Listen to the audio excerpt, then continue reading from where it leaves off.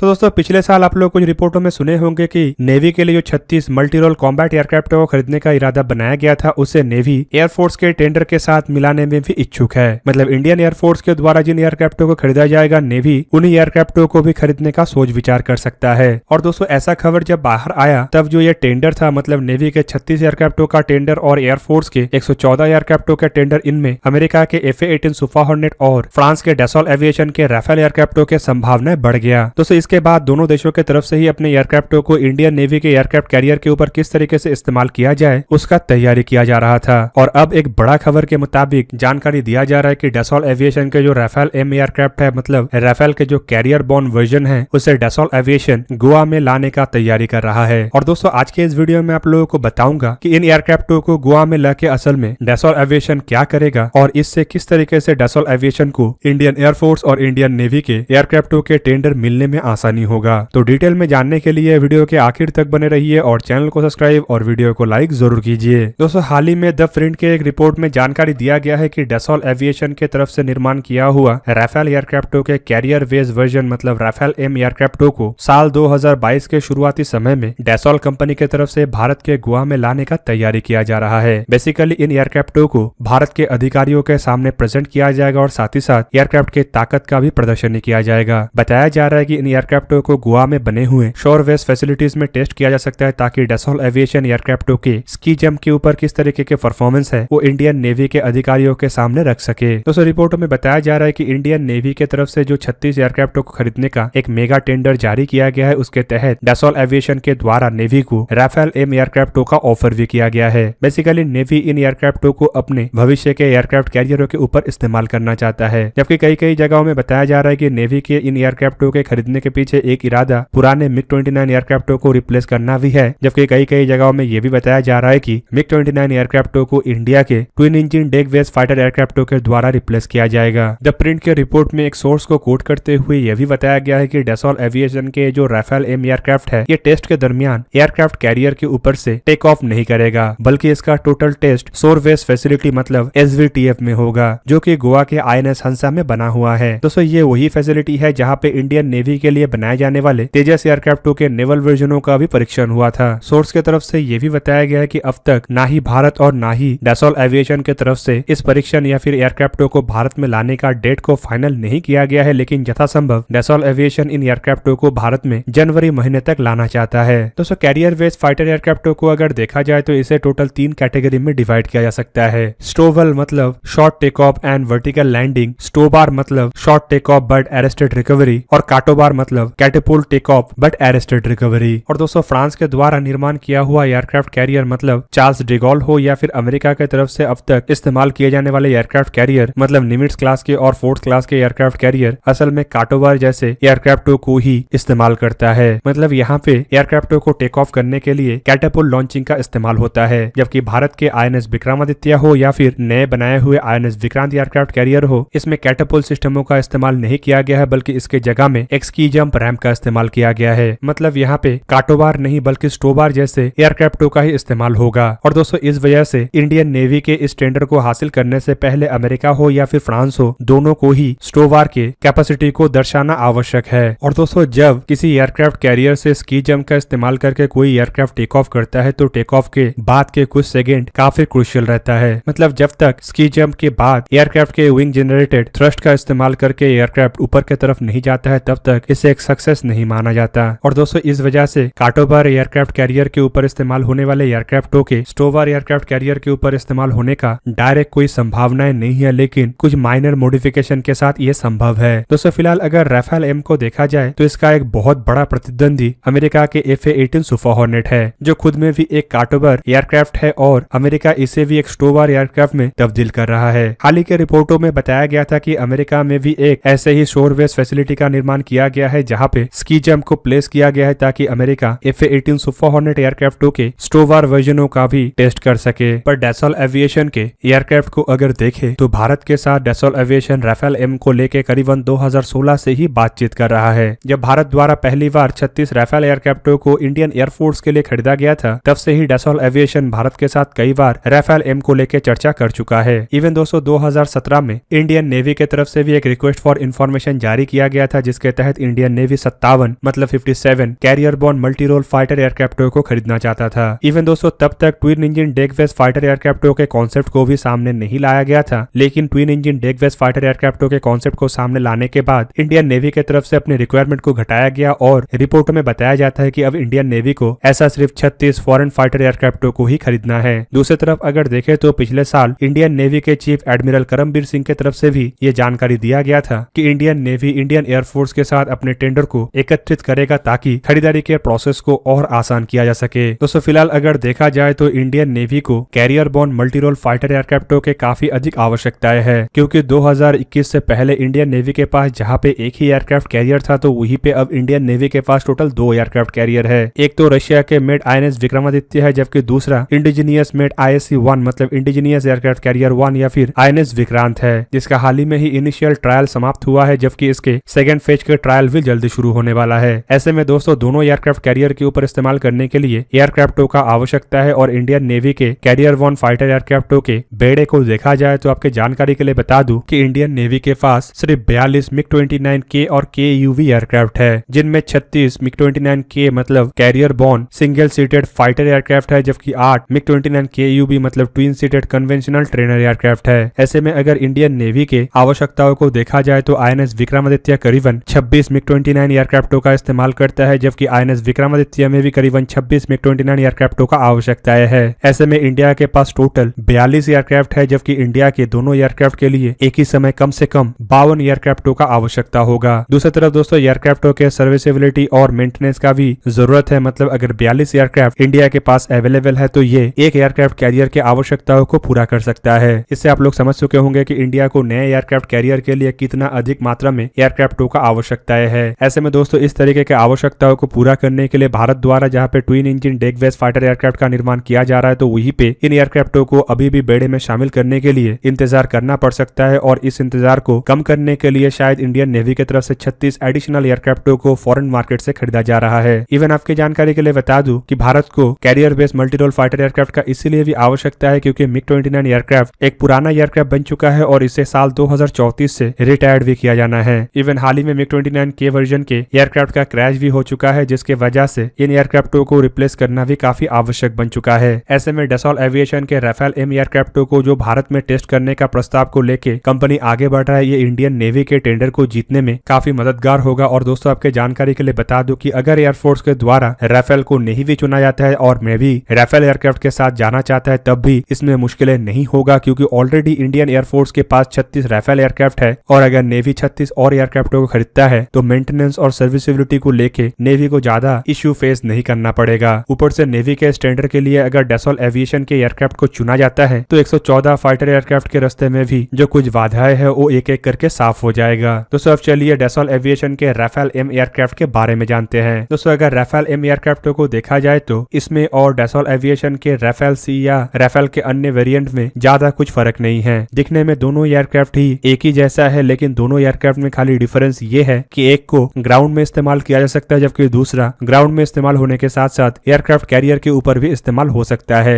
Rafale M एयरक्राफ्टों के अगर इतिहास को देखा जाए तो दिसंबर साल 2000 में फ्रेंच नेवी के नेवल एविएशन की तरफ से पहला 2 राफेल M एयरक्राफ्टों को अपने बेड़े में शामिल किया गया था और नेक्स्ट ईयर के मई महीने तक राफेल M एयरक्राफ्टों को लेके फ्रेंच नेवी ने करीबन एक स्क्वाड्रन गठन भी कर लिया था। इवन दोस्तों आपको जान के हैरानी होगा कि साल 2010 में एक एक्सरसाइज के दरमियान राफेल M एयरक्राफ्ट दुनिया का एक पहला ऐसा एयरक्राफ्ट बना जो अमेरिकी एयरक्राफ्ट कैरियर मतलब USS हैरी एस ट्रूमैन के ऊपर अपना इंजन को भी रिप्लेस किया था। कुल मिला के फ्रेंच नेवी के पास जो राफेल M एयरक्राफ्ट है इसे दुनिया के बेहतरीनतम नेवल एविएशन के एयरक्राफ्ट के रूप में देखा जाता है और इन एयरक्राफ्टों का इस्तेमाल फिलहाल सिर्फ फ्रेंच नेवी के द्वारा ही किया जा रहा है। दोस्तों एयरक्राफ्ट के स्पेसिफिकेशन को अगर देखा जाए तो एयरफोर्स के राफेल और नेवी के राफेल में ज्यादा कुछ फर्क नहीं है। एयरफोर्स के राफेल भी 1 या 2 क्रू मेंबर से लैस होता है तो वहीं पे नेवी के राफेल में भी 1 क्रू मेंबर वाला वर्जन और 2 क्रू मेंबर वाला वर्जन है, जबकि इसके लंबाई 15.27 मीटर मतलब करीबन 50 फीट है और विंग स्पैन 10.9 मीटर मतलब करीबन 35 फीट 9 इंच है। पर दोस्तों यहाँ पे राफेल M एयरक्राफ्टों के विंग को फोल्ड किया जा सकता है। एयरक्राफ्ट के हाइट करीबन 5.34 मीटर मतलब 17 फीट 6 इंच के आसपास है और इसका विंग एरिया करीबन 45.7 मीटर स्क्वायर या फिर कहे तो 492 स्क्वायर फीट के आसपास है। दोस्तों वजन को अगर देखा जाए तो राफेल M एयरक्राफ्ट के एम्प्टी वेट बाकी दोनों एयरक्राफ्ट के तुलना में मतलब राफेल बी और राफेल सी के तुलना में अधिक है। रिपोर्टों के मुताबिक राफेल एम एयरक्राफ्ट के एमटी वेट करीबन 10,600 किलोग्राम के आसपास है, जबकि इसके ग्रॉस वेट बाकी राफेल एयरक्राफ्टों के बराबर ही है और ये करीबन 15,000 किलोग्राम है। और मैक्सिमम टेक ऑफ वेट भी बाकी एयरक्राफ्टों के बराबर है और ये करीबन 24,500 किलोग्राम है। दोस्तों रिपोर्टों के मुताबिक राफेल एम एयरक्राफ्ट भी 4,700 किलोग्राम तक फ्यूल को कैरी कर सकता है और इसमें भी दो स्निग्मा M88E4 टर्बोफैन इंजन का इस्तेमाल हुआ है, जिसका थ्रस्ट 50.04 किलोन्यूटन और मैक्सिमम आफ्टर बर्निंग थ्रस्ट करीबन 75 किलोन्यूटन है। रिपोर्टों के मुताबिक राफेल एम एयरक्राफ्टों के हाई ऑल्टीट्यूड में मैक्सिमम स्पीड करीब माक 1.8 है, जबकि लो ऑल्टीट्यूड में यही स्पीड माक 1.1 है और ये सुपर क्रूजर भी कर सकता है और सुपर क्रूजर मोड में ये माक 1.4 के रफ्तार से ट्रैवल कर सकता है। एयरक्राफ्ट के कॉम्बैट रेंज करीब 1850 किलोमीटर है, जबकि इसके फेरी रेंज करीब 3700 किलोमीटर है। एयरक्राफ्ट के अगर सर्विस सीलिंग को देखा जाए तो ये करीबन 15,835 मीटर मतलब करीब 52,000 फीट के आसपास है, जबकि इसका जी लिमिट +9G से लेके -3.6G तक है। इवन बताया जाता है कि ये जो एयरक्राफ्ट है ये इमरजेंसी सिचुएशन में +11G तक के दबाव झेल सकता है। दोस्तों हथियारों को अगर देखा जाए तो राफेल एम एयरक्राफ्ट उन सभी हथियारों को कैरी कर सकता है जो एयरफोर्स के वर्जन कैरी कर सकता है। पर दोस्तों यहाँ पे डिफरेंस ये है कि एयरफोर्स के वर्जन के पास जहाँ पे 14 हार्ड पॉइंट्स है तो वहीं पे नेवल वर्जन के पास सिर्फ 13 हार्ड पॉइंट है। मतलब एक कम हार्ड पॉइंट होने की वजह से ये कम संख्या में हथियारों को कैरी कर सकता है, लेकिन अगर लोड कैपेसिटी देखा जाए तो ये इक्वल है और दोनों ही एयरक्राफ्ट मतलब एयरफोर्स वर्जन और नेवी वर्जन करीबन 9,500 किलोग्राम के एक्सटर्नल फ्यूल या फिर ऑर्डिनेंस को लेकर उड़ान भर सकता है। दोस्तों हथियारों में एयर टू एयर मिसाइल के रूप में Rafale M aircraft Magic 2, MBDA MICA IR या फिर EM जैसे मिसाइलों के साथ साथ MBDA मिटियोर मिसाइलों को कैरी कर सकता है और एयर टू ग्राउंड रोल में MBDA अपाचे, MBDA श्रॉम शैडो या फिर स्कैल्प EG जैसे मिसाइल के साथ साथ AASM hammer, GUV-12 PVA-2, GUV-16 PVA-2, GUV-22, GUV-23, GUV-49 जैसे एनहांस PVA जैसे मिसाइलों को कैरी कर सकता है, जबकि इसके अलावा AS-30L और मार्क 82 अनगाइडेड मिसाइलों को भी कैरी करने में सक्षम है। एंटीशिप मिसाइल के रूप में राफेल एम एयरक्राफ्ट एग्जॉसेट मिसाइलों को कैरी कर सकता है। और दोस्तों अगर इसके पॉड्स को देखा जाए तो इसमें थेल्स के टारगेटिंग पॉड या फिर airborne recce observation system, multi functional target pod, buddy to buddy refuelling pod या फिर 5 ड्रॉप टैंक्स को लगाया जा सकता है। और दोस्तों एवियोनिक्स में एयरफोर्स वर्जन के राफेल में जो एवियोनिक्स का इस्तेमाल होता है इसमें भी वही इस्तेमाल होता है। रिपोर्टों में बताया जाता है कि राफेल एम एयरक्राफ्ट में भी RVE-2AA active electronical scan array radar, Spectra electronic warfare system और सीगेम OSF optronic infrared search and tracking system का भी इस्तेमाल होता है। तो दोस्तों कुल मिला के राफेल एम एयरक्राफ्टों को गोवा में लाना डैसॉल्ट एविएशन के लिए अब एक प्लस पॉइंट बनने जा रहा है, क्योंकि इससे डैसॉल्ट एविएशन के सामने और भी ऑप्शन खुल जाएगा। तो दोस्तों ये था आज का वीडियो। अगर आपको वीडियो अच्छा लगा तो लाइक कीजिए और मेरे चैनल को सब्सक्राइब कीजिए और साथ में बना हुआ बेल आइकन को भी प्रेस कर दीजिए ताकि आप मेरा वीडियो देख पाए सबसे पहले। जय हिंद।